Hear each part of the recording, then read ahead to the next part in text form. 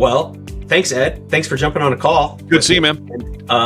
And being willing to record it as well. This is great. Yeah, it's always a subtle thing when you start clicking the record. It's like, I thought we were just chatting. Now we're recording. But here we go. We're going to have a good conversation today. I'm excited about it. This is the question people are asking about. Before we kick it off and start talking about stuff, do you want to just quickly introduce yourself? Someone once said that, speakers who don't wear their name tags, it's like the ultimate flex. Everybody knows me. So I always wear a name tag. So my name's Ed Stetzer. I'm the Dean of the Talbot School of Theology. And for our conversation today, I'm a teaching pastor at Mariners Church and lots of other places where I preach and teach. And we're going to talk about how we think about using AI in those contexts. I'm excited about it. And my name's Corey Alderin. I am CEO and co-founder of Sermon Shots. And so we use AI in a lot of ways, not just in Sermon Shots, but as a company. And so you're just going to kind of get a peek into me and Ed's conversations about using AI in the church space. So let me say too that I texted you recently because your assistant emailed, and I said, "Is that a real person or is that AI?" Because she was so good, but clearly her emails were being enhanced. And you said you try to get your whole company using AI, and I think that's great. I think I tweeted after, based on our conversation, I tweeted, "Who's helping their ministry or organization implement AI tools?" And I heard from several denominations that have people now who are helping to do this. I mean, it's kind of a superpower, not to be used uncritically, but how are we using AI to advance the mission, to be more effective and efficient and more? I tell my team, use it as much as you want. It's there to help us. And I also tell them, I am not going to replace your job with it. If you implement something that saves you a bunch of time, the whole purpose of this is not to replace you. It's to give you the ability to do more within the company. So that's good. That's good. I would say with one caveat, serving an educational institution is a little different than in other places. So because we want actually students to learn to think and write. So that's important as well. Because here's the reality. 20 years from now, the people that employers are going to be looking for is people who have thoughtful, who have a set of soft and hard skills. And education makes a difference for that. So don't use it to write your papers in seminary. Yeah. And I would say, probably what you're getting at too, is don't use it in a way that's making you not think at all. Yeah, exactly. That's true. You definitely need to be thinking about stuff, right? The topic that we want to talk about really and focus in on is how are we using AI in the church space, kind of within the limits of the sermon, the life cycle of the sermon, starting off with prepping and writing your sermon, all the way to how does it end with, creating discipleship content, creating content that you can reuse. I think there's a whole lot of ways that it can be used in the life cycle of the sermon. And I think there's some ways that you got to be probably cautious and think about it. And AI has been out for a while now, and there's been lots of discussions on this, but I'm curious from your standpoint, kind of kick this off, is the sermon. The sermon's the big one. I think that probably has the most debate I've heard. Totally. And I'm curious, how do you use it? How have you seen pastors use it? How do you think about AI? Yeah, well, let me start by saying what I don't do is that I don't have AI write my messages. Now, my AI knows me pretty well now, so it kind of answers in accordance with my theological beliefs, things of that sort. And I could, I actually tried this. I said, I forget a text. Philippians chapter 2 is one of my favorite texts. And I said, write a sermon in the voice of Ed Stetzer, looking at the canonic hymn in Philippians chapter 2. And Corey, it was really a good sermon. And I was a little bit surprised at how good it was. It's only going to get better. But here's the thing. If I do that, let's say I took that passage and then I preached it at my church, I basically would be turning myself into an actor doing lines. So basically I got a script, I'm going to read from the script, and I happen to have a decent voice and I can be a good orator. But for me, I need to wrestle with the text. AI can help me wrestle with the text. But from the very beginning, we should just say, don't let AI write your sermons. Because again, the word plagiarism is a little tricky here, but I do think it's a form. If you're a staff member at a church, or pastor at a church, your people are assuming that you are preparing this message for them, not some computer HAL 3000 or whatever. I think that would be a form of skipping the important work you need to do, a form of plagiarism, having AI write your sermons and passing it off on your own. Even if because I have so much published work online, it can do things in the voice of Ed Stetzer in ways that's pretty creepy as well. But for me, I'm always looking for ways to accelerate my work. So Like I'm preaching this fall, I'm already working on my message at Mariners Church on Revelation 10 and 11. We're doing through the book of Revelation. And can I just tell you, Corey, Revelation 10 and 11 is not an easy 2 chapters to encapsulate in one sermon. So early on, I tend to, you can't see my office. I don't have my pictures up behind me, but my books are right to my right and my left. And so I really start by reading the commentaries. Now, I can also read the commentaries in, for example, Logos uses AI. So I can type in there and say, look, what's the theme of, I've actually done this in Logos. What's the theme of Revelation 10 and 11? How can I bring that together in one message? So I do like ask it questions. I'm like, what would, because I got to preach a 32-minute message on 2 chapters of the Bible, which is not that easy. Now, I preached on the tabernacle, which is described in dozens of chapters of the Bible. I had to do a 32-minute sermon on it. So you got to ask, what are different ways that people have done this? And I've got my commentaries over here, and I got my other commentaries over there, and I got my commentaries on Logos. So I do those. So having done those, I then start asking, pinging AI even at this point and saying, what are some ways that people have looked at this in the past? And it'll actually, the good thing is depending on the AI you use, it'll actually tell you the source. So don't ever just look at AI. Always click the source and see what this is. So for me, I start pinging it. Pinging it's the way I would put it. But I want to wrestle through the text. So I'll read Revelation 10. I'll read the book of Revelation multiple times. I'll read Revelation 10 and 11 multiple times. I'll look at my commentaries, and I start pinging AI months ahead of time. What are ways people have looked at this in the past? So that's probably my first with AI in the sermon preparation process. Then I try to start building an outline. It's a little tricky because, usually when I preach through a book of the Bible, I'm taking a section, a pericope, like a smaller section, and you diagram it and you use your Greek tools or whatever. In a big passage like that, you can't do that as much. But normally that's what I would do is I would sort of diagram it out. All right, so I will diagram it out and then I'll put it together and I'll get my first outline. And then I'm going to come back to AI in just a minute. So I get my first outline. And my first outline is let's say it's 3 points because I'm a Baptist, so it's 3 points and a poem at the end. And then I might say, I got point number 1 is the 2 witnesses point to our witness or whatever it may be. And then I might say to AI, here's my outline. What are 4 or 5 other ways to name these points that say the same thing but might be easier to remember? And so then I'm kind of looking at different options, and I want several different options. I'm like, okay, that might be a better way. So I might change my first point into something maybe more memorable or something of that sort. So that's another place that AI sort of can help me. But in all these cases, I'm in the driver's seat, and I'm pinging and asking for, and it's not dissimilar if I'm in a sermon research team. And this is how I sort of measure it. And then I'll stop talking because I know you got questions. But the way I would sort of measure it is in past churches, I prepared sermons with groups of people, not groups. I said with a small group of people. Like we had a couple of pastors, we were working on the message together. And we would go around the table and say, you might say point number 2 differently? How about you say that? So I use it for things like that. At the end of the day, I'm in the driver's seat. I'm wrestling with the text. I'm doing the study. I'm working towards building the outline. And then I'm pinging and asking for, just like I would with a couple of pastors sitting around the table, say, how can we phrase this differently? So that's sort of, so we're still, and by this point, I've done some prep work. I've seen if others have done it. And then I'm starting to build out the outline and kind of go from there. I got more, but let me stop because I know you have questions.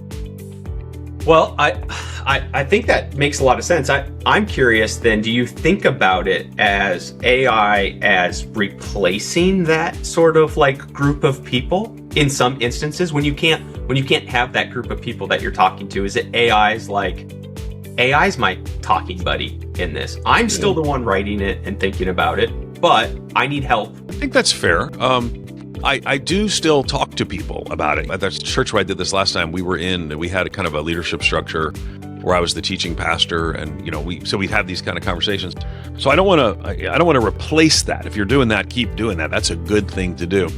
But yeah, it's what I would say is I'm bouncing ideas off of AI.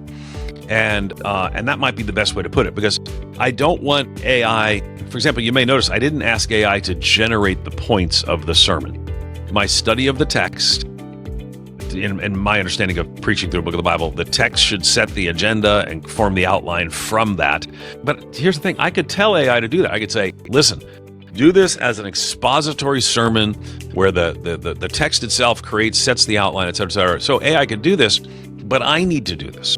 It's for me that I need to do this. It's for my good. I need the word to be kind of shaped in my heart, and then I can unpack it. So I get that AI can do all those things. I just don't think it's a good thing for AI to do all those things. So I recognize people are going to kind of work through how they best do that. I want to wrestle with the text, and I want to diagram my message, and then bounce ideas off of AI to make it better. That makes a lot of sense. I'm curious then. I don't write sermons, so the only thing I can think of is sometimes how I write some important documents, and I'm curious. I do one of two things. I'll do both of these. Sometimes if I'm just kind of like stuck and I don't know how to start, I'll write out some 5 bullets, give me some ideas, outline this thing for me. And then when they do that, when I get that back, then I am going in and I'm editing a whole bunch of stuff. It got me this really great thing, editing it, giving it back. Now I'm starting to bounce ideas off. That's one way. Or another way is more of what you're saying, that way that you do it is, I've got this really good idea of everything I want to do. I just need some ideas on how to make it just a little bit better. Yeah. This isn't my expertise. Yeah, so for me, I use it to make it more sticky, for sure. The phrase that stays, one preacher puts it. Yeah, but I don't know that I'm offended by your first example. I don't do it that way. But to say, like Revelation 10 and 11's got some challenging things in there, say, what are some ideas on ways to do that? I don't generally do it that way, but I guess we just need to acknowledge that there is going to be a temptation, and I use that word intentionally, there's going to be a temptation to short step some essential parts that the preacher, the pastor, the one teaching and preaching the Word of God, whatever the context is, that person needs to wrestle through the text. Or else, I'm just an actor mouthing lines that AI wrote for me. So that's the distinction between the two, I think. There's probably different ways. You've got one way. There might be other ways, but really there's I do think there's a caution. Again, I don't know anything about writing a sermon, but I do use it a lot. And I think there's a caution that I've had to put myself into, and I tell other people in other areas, is when you get something, be looking at it and reviewing it. Because if we get in this habit of just everything AI gives me is great, and it just kind of goes out the door, and you're not sort of that person in between AI and the out, like where it's going. If we get a little too lazy and let that happen, I think we lose a lot in the process. Yeah, I would never, like I did early, about a year ago, and I know it's evolved since then, but I typed into, I forget which one, Chat GPT. I said, give me a list of Ed Stetzer quotes about the gospel, which was pretty, quotes. I asked for quotes. Give me 10 quotes. So it gave me 10 quotes. 6 of them were not me. One of them was like one of J.D. Greer's, the gospel's not the diving board of the Christian life, it's the swimming, whatever. But I think I either endorsed or maybe I wrote the foreword to a book, and so it kind of conflated me with that person. You need if you're going to use an AI for research, make sure you click the links for the sources and look at the actual sources. And again, that's where, otherwise you end up, just sharing wrong information, particularly if you're doing quotes. But we haven't got to the part. I mean, the next phase for me is illustrations. And I do use ChatGPT more for illustrations. I'll say, here's my outline. Help me think of some illustrations that might fit into this context. Back in the day, what was the name of that program? It was they did Quick Verse, Sermon Illustrator or something. There was this little program I was like on 3.5-inch floppy drives that I would load up all these sermon illustrations. Actually, over here I have this book. You can't see, it's right over here. It's a 7,000 sermon illustrations. So people for years have been looking for a good sermon illustration. So to use AI for that is, I think, a great thing. But just remember, a lot of it'll go find sermon illustrations some other preacher used, and that preacher didn't check if it was right, and then you're telling stuff that's not true again. So you got to be careful. But I do think AI can help you. It can accelerate your research process, which gives you more time to wrestle with the text, which I love. Yeah, that's good. We could probably come at this at 100 more angles with the sermon. It's a big topic. as we move on through the life cycle of that sermon, then I'm curious, are there other areas that you have experience in where I guess that a few different phases of that could be using it to create images or videos for background or illustrations on your sermon, or the comms team using it to prep for announcements, or the various things in service. Have you used that, your church? Yeah, for sure. I mean, mostly what I personally use, and I go to a large church, so they have teams that do those things, but what I personally use is on the other side of it is I use sermon shots to create. I have a college student who creates the graphics or the video clips, but in the pre-preparation of that, for sure. I mean, I think every graphic, I think you said it pretty well. I do think people's jobs are going to be replaced by AI. I think we do need to say that that's going to happen. But I do think for what we want to do is to actually empower people with tools used appropriately that makes them better at their job. We don't want to replace anybody's job with AI, but we need people to use. So someone once said your job's probably not going to be replaced by AI, but it might be replaced by somebody using AI. Graphics, all those things now are just tools to use to accelerate. So whenever I post a graphic about like Talbot or something. I do this thing called Talbot Monday Update, and I'll actually have, that's an AI generated image, so just take Talbot logo, put under it Monday Update, whatever it may be. I'm actually thinking about getting together these denominational leaders whose job is to help their denomination or network to accelerate their processes with AI, because I think they can learn from one another. I do that some with Glue, and they do stuff in that space. But I think that you want to use the best tools you can, which are efficient, with good stewardship of the money that people give if you're a church. So I think it just makes sense to do those things. Yeah, and I think that we should think about what AI can be used in a wider, there's just so many ways that AI can be used. And if we as a church, I think when I've had discussions with people, sometimes people are stuck on the part that we started with as the sermon part, which is that's where their mind goes right away, is like, no, you want to use AI because I don't want it to write my sermon. Well, that's fair. Absolutely fair. But that's not the only way. Yeah. There are so many ways AI can be used. And that's very much a pastor lens. Like, you're looking at it from a pastor lens, and you don't realize that this could have a huge impact on your accounting, your follow-up processes. I mean, it is a tool that I think people should be asking, what's the appropriate use case to again increase our efficiency? I don't remember how the first person. I might have been Scott Beck. Might have been the first person I said it's like a superpower, and I like that. So how can we superpower our administrative processes at blank church and by AI? And there's all kinds of people now helping you to do that. You can find people online. There's webinars, there's sources. You and I are both going to be at Missional AI, where some of that conversation will be there as well. I think this recording will be out before that.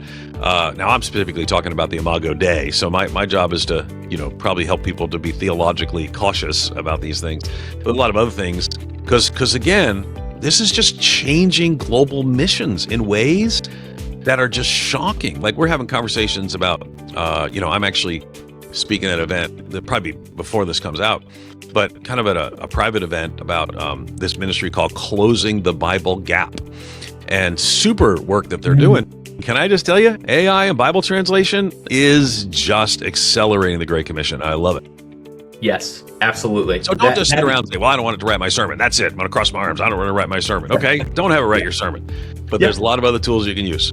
Lots of other tools and lots of other ways. And one of the ways that I think, I might be a little biased in this next one, right? But one of the ways that when I have conversations with people and it starts off as, no, I'll never use it for the sermon, I'll never use AI. And I start to open up kind of the discussion into something bigger, which is, well, don't have it write your sermon. Don't actually do anything with your sermon. Just let the power of AI help you repurpose that sermon. Use what you've already done and use it in some other ways. Use it to be a video editor. Use it to be an image editor, using your content.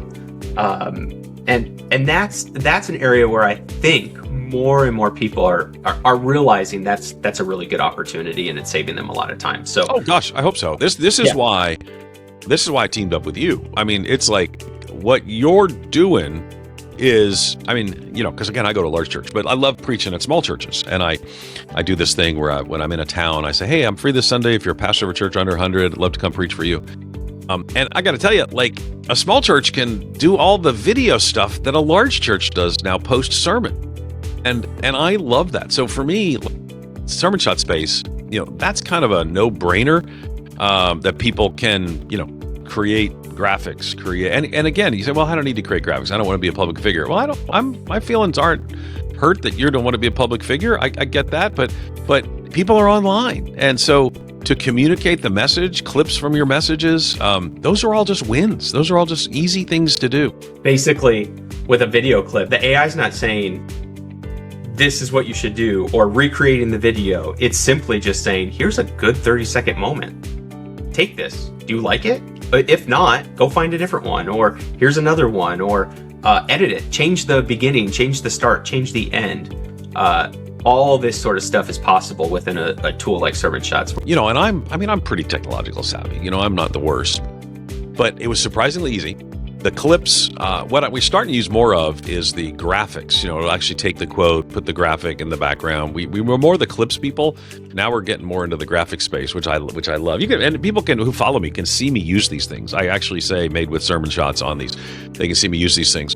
And then but there's other tools as well. The summary tools, the blog post tools, the devotional, those kinds of things. There, again, for me, back to that superpower, it's multiplying impact. That's what we're trying to do, is to multiply the impact. So you're going to preach a sermon once. It's a, maybe 32-minute experience, but why not allow it to impact 15 other times in different places and spaces in people's lives? That's kind of my thinking. And the great thing about using a tool for this is I never suggest that a church should take exactly everything that's recreated in Sermon Shots and just, like we said before, just go post it, right? So blog post, discussion guide, devotionals are you're still there. It's just sort of creating this framework or this process for you.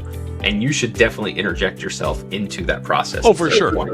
Like with kind of a no-brainer. There's no question that you could say, I can use clips of the sermon. Okay, that's a no-brainer. Graphics, that quotes from the sermon, that's a no-brainer.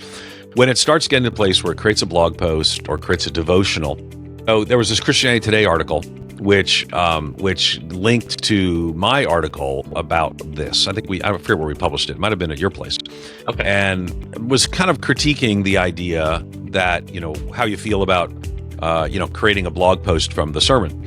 Now again, I think people got to figure out what they're comfortable with, right? So I'm not a binder of people's conscience, so that's something they got to feel they're comfortable with. But when AI takes a sermon and then creates a 1,000-word blog post summarizing your sermon, and uses your content for that, I would not just publish that straight up. But if I were to then walk through and work through and edit it, et cetera, I don't have as, much difficulty. I guess it depends on the person. I might say summarized by AI or something of that effect. But in some cases, it's just you'd have minimal amount of rewriting. Sometimes you have more. But again, I do think you have to ask the question, if it's my content, a 32-minute sermon is, I don't know how many thousands of words, and then it's distilled down to an 800-word thing, but it's my content. What I want to do is make sure it is appropriate and reflective of that. But I get that people might debate where that fits with them. But again, I would say I want to, particularly with the devotional thing where it might create questions. And it's interesting. I think more people will be comfortable with it creating questions from your sermons for Bible study than writing the blog post about it. So I don't know where your line is, but you should have a line and you should have a policy in your church what that line is. And what you say this was summarized by however you want to disclose that as well. But again, to accelerate and amplify and multiply the sermon's impact, to me, is what I want to see happen. I want all that work you put in the sermon to be multiplied 10 times. And I think there are ways and tools to do that. And you have to figure out what you're comfortable with in doing that. What would people do instead? Is this opening them up to do more, or is it opening up jobs to be lost? And where should we be concerned about that? Well, I don't think there's a lot of people doing sermon research as a job that are not pastors. So So I do think, for example, there's large churches sometimes have sermon researchers who prepare sermon briefs, things of that sort. I think AI does a lot of that now, but Bible software does stuff like that now. So it's a different thing. So as far as the pastor, how much help can I get from somebody else? Because students ask me this all the time. And I don't have a problem, like if they're writing a paper and they get their spouse to gather together the commentaries and open them up in front of them and say, you should read these commentaries, right? So I don't think any spouses actually do that, but I'm just using this as an example. Yeah. So I don't have a difficulty when AI or like a Bible software or whatever does the same thing. Where for me it has a problem is thinking and digesting. I think thinking and digesting are the role of the person preparing the message. So this gives you more time to think and digest. And I hope it make you a better preacher of God's word, more faithful preacher of God's word. So for me, I don't know that. I think ministry, what's AI coming for? The jobs in ministry. And I think there are probably some, but probably they're more on the administrative side as tasks become more automated and AI's kind of become the tool for that, which I think is important. We want that. And I don't know we want to stand athwart the advancement of tools to help things be more efficient and say, well, we can't do that because of, it's a church and, we got to protect people's jobs. And no, I mean, we have calculators. We didn't used to have calculators. But as far as for the pastor, I hope it would provide more time for the pastor to think and to process and to preach even better messages. That's my hope. Yeah, that would be great. And I think that's where it's going in a lot of places, is hopefully helping us be better at what we all do. And I would say it's helped me, even with the cautions that I put out there. It's helped me to be more effective, and I think also, I'm being faithful by the choices that I make. And again, my conscience is where my conscience is. Others might have a different place or a different line. But what I would say is I don't want to miss the opportunity to use this tool. Now, again, stuff like sermon shots to me is kind of a no-brainer because it's sort of after the hard work of sermon preparation. I think where people might struggle more is the before the sermon's preached. But I think as a research tool, validated, checked out, I think it's going to be a good thing as well to use. Thanks, Ed. Thanks, Corey. Good to see you, man. Grateful that you were willing to let us just record our conversation. Good deal. We're going to put it out there for all to see, and I'll see you at Missional AI, and we'll talk more about these things there. Yeah, absolutely. Thanks.